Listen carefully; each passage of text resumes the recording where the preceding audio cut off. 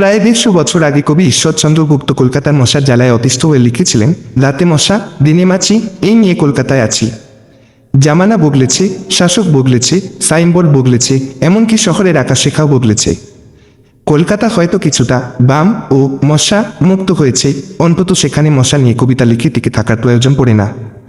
কিন্তু আমাদের তিলোত্তমা ঢাকা শহর এখন মশা আর মৌলবাদী রাজনীতির অভয়ারণ্য। একটি চোখে মতাদর্শের জ্বর, আরেক চোখে মশার কামড়ের চুলকানি।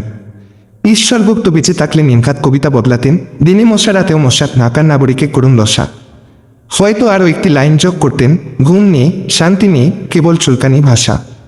রাজধানী ঢাকায় মশার উপদ্রব সব সীমা ছাড়িয়েছে। ঢাকার মশা এখন আর কেবল পতঙ্গ নয়, তারা রীতিমতো এক সংগঠিত বাহিনী, যেন আলাদা মন্ত্রণালয় খুলে ফেলেছে। নালা নর্দমা থেকে তারা চাকেও চাকেও যুদ্ধ বিমান বা মিসাইলের মতোতে আসে, আগে স্কাউট দল পাঠায়, পরে মূল বাহিনী। নালা নর্দমায় চাকেও চাকেও মশা উঠছে। মহানগরীর অনেক এলাকায় দিনে দুপুরেও মশারি টানিয়ে ঘুমাতে হয়, এই যেন রোদেলা দুপুরে কারফিউ।